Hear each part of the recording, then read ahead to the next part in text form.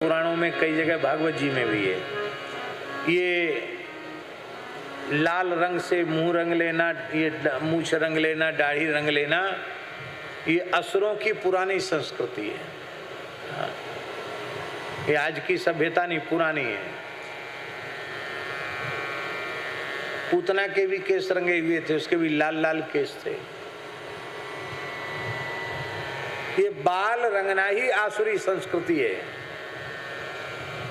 आजकल लोग बाल रंग लेते हैं, कोई बूढ़ा न कहे अरे भाई तब कब तक बूढ़े नहीं बनोगे, मृत्यु से तो बच नहीं सकते, रोग से बच नहीं सकते, जरा से बच नहीं सकते, तो व्यर्थ में इतना श्रम क्यों करना।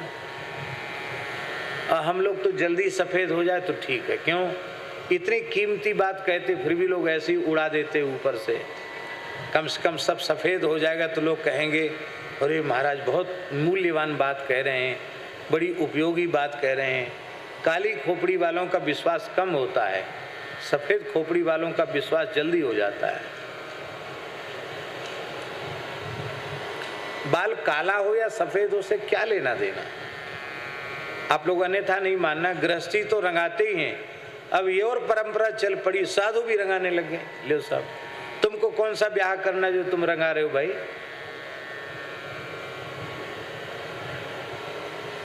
हम लोगों को ब्याह करना है जो बाल रंगावेंगे, क्यों रंगावेंगे। हमने भगवान को पसंद किया है और भगवान ने हमें पसंद कर लिया, बस इतना ही संबंध ठीक है। इससे अतिरिक्त संसार का कोई व्यक्ति हमें पसंद करे और हम संसार के किसी रूप को पसंद करें, ये हमारे सर्वनाश का कारण है, ये हमारा दुर्भाग्य है, ये हमारा सौभाग्य नहीं है। क्या बढ़िया बात। लाल लाल उसकी मूछ, लाल लाल दाढ़ी, इसके ऊपर ये बात आ गई।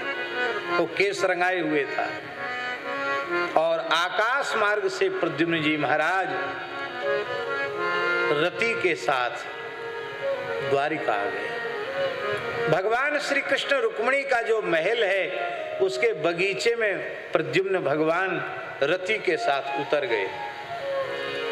उनको जब नारियों ने देखा तो वे सब कहने लगी कि अरे अरे इस बालक को श्री कृष्ण के जैसा रूप कैसे प्राप्त हो गया। कुछ स्त्रियां तो बोली कि अरे कहीं साक्षात श्री कृष्ण तो नहीं आ गए। वो संकोच के मारे भीतर चली गई और जब रुक्मिणी महारानी ने प्रद्युम्न जी को देखा तो अस्मरत स्वसुतम नष्टम स्नेह स्नुत पयोधरा, अपने मरे हुए पुत्र की याद करके रुक्मिणी रोने लगी और उनके पयोधरों से दूध टपकने लग गया। वे विचार करने लगी मेरा पुत्र यदि जीवित होता तो इतना ही बड़ा होता, कहीं यह मेरा ही पुत्र तो नहीं है। ये विचार करके वात्सल्य जगा, स्तनों से दूध टपकने लगा। भगवान श्री कृष्ण आ गए लेकिन भगवान चुप रहे, कुछ नहीं बोले। विज्ञातार्थोपि भगवान तूष्णीम आस जनार्दना।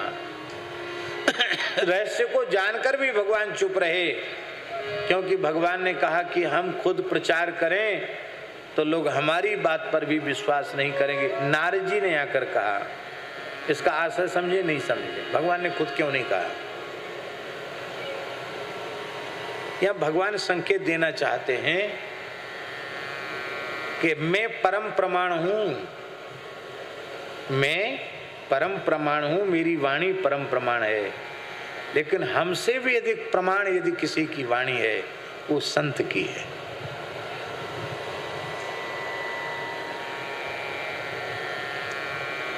भगवान की वाणी प्रमाण है, इसमें संदेह नहीं, पर उसमें तर्क वितर्क की गुंजाइश है। पर संत की वाणी परम प्रमाण है, वहां तर्क वितर्क की गुंजाइश भी नहीं।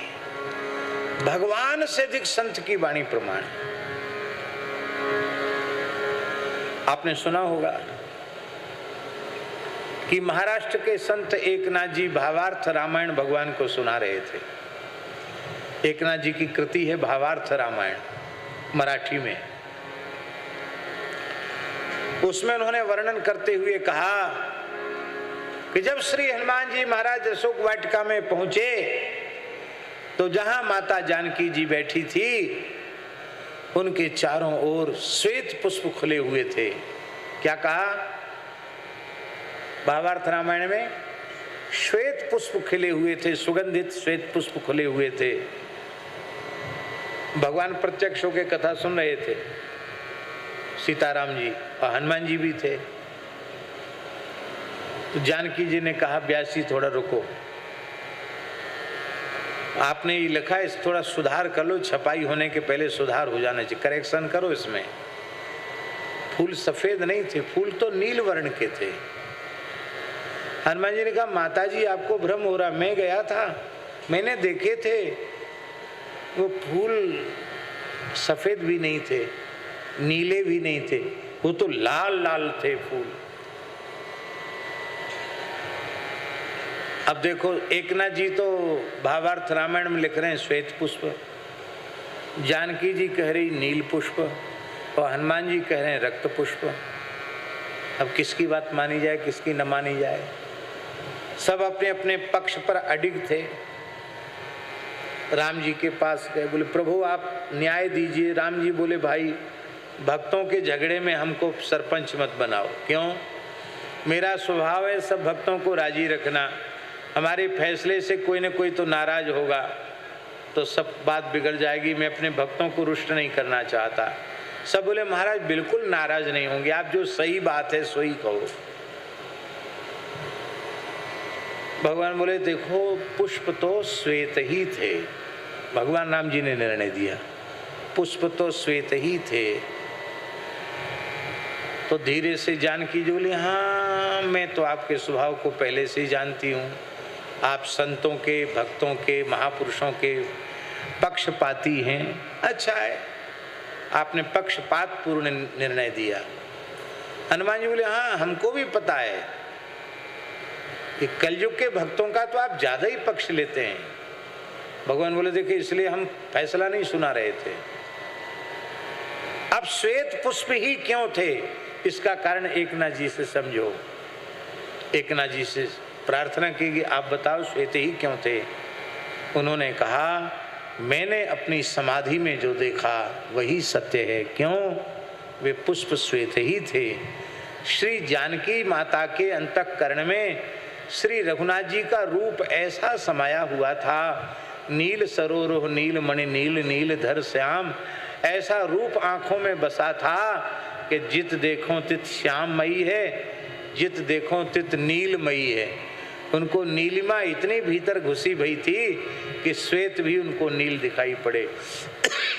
और हनुमान जी को इतना क्रोध था जानकी जी के कष्ट को देख करके, उनके नेत्र लाल हो रहे थे सुर्ख, और इतनी गहराई लाल रंग की उतर आई थी आंखों में कि उनको सब लाल लाल दिख रहा था। पर हमको ध्यान में